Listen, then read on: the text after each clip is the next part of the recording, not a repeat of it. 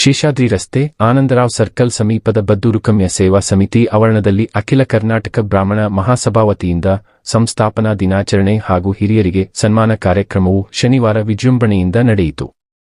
ಕಾರ್ಯಕ್ರಮದಲ್ಲಿ ವಿವಿಧ ಕ್ಷೇತ್ರಗಳಲ್ಲಿ ಗಣನೀಯ ಸೇವೆ ಸಲ್ಲಿಸಿದ ಹಿರಿಯರನ್ನು ಸನ್ಮಾನಿಸಿ ಗೌರವಿಸಲಾಯಿತು.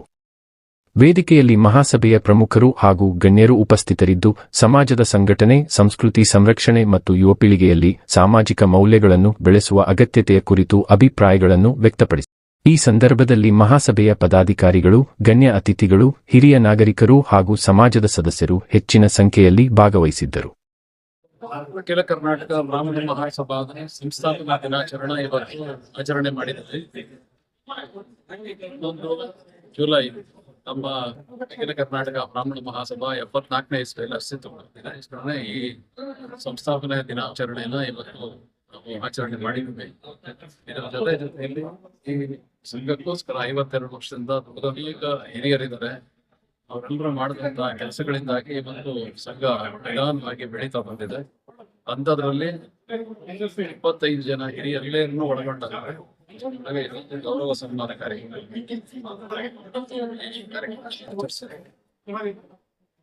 ಬೇರೆ ಬೇರೆ ಜಿಲ್ಲೆಗಳಿಂದ ಕೂಡ ಈ ಸನ್ಮಾನಿತರು ಮತ್ತು ಮಹಾಸಭೆಯ ಗೌರವ ಸನ್ಮಾನ ಸ್ವೀಕಾರ ಮಾಡಿದ್ದಾರೆ.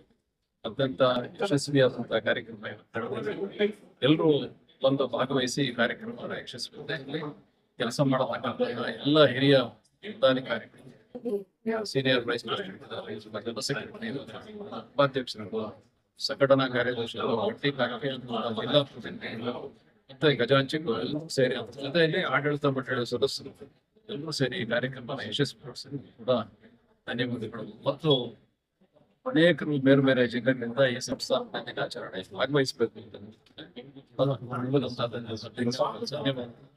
ಮತ್ತೆ ಈ ಸಭೆ ಮಾಡಲಿಕ್ಕೆ ಇಲ್ಲಿ ಅವಕಾಶ ಮಾಡಿತ್ತು ಸೇವಾ ಸಂಸ್ಥೆಗೆ ಮತ್ತು ಮಾಧ್ಯಮ ಎಲ್ಲರೂ ಈಗಾಗಲೇ ಅಖಿಲ ಕರ್ನಾಟಕ ಬ್ರಾಹ್ಮಣ ಮಹಾಸಭಾ ವತಿಯಿಂದ ಮತ್ತು ಮೊದಲನೇ ದಿನವೇ ಮುಖ್ಯಮಂತ್ರಿಗಳಿಗೆ ಪತ್ರ ಬರೆದಿದ್ದೀವಿ. ದಯವಿಟ್ಟು ಮುಂದಿನ ಸಚಿವ ಸಂದರ್ಭದಲ್ಲಿ ಬ್ರಾಹ್ಮಣ ಸಮಾಜಕ್ಕೂ ಪ್ರಾತಿನಿಧ್ಯ ಕೊಡಬೇಕು ಅಂತ, ಮತ್ತೆ ವೈಯಕ್ತಿಕವಾಗಿ ಮುಖ್ಯಮಂತ್ರಿಗಳನ್ನು ಭೇಟಿ ಮಾಡಲಾಗಿ ಅವರು ಮುಂದಿನ ಇದು ಸಂಪುಟ ವಿಸ್ತರಣೆಯಲ್ಲಿ ಖಂಡಿತವಾಗ್ಲೂ ಇದನ್ನು ಪರಿಗಣಿಸಲಾಗುತ್ತೆ ಅಂತ ನಮಗೆ ಹೇಳಿದ್ದಾರೆ.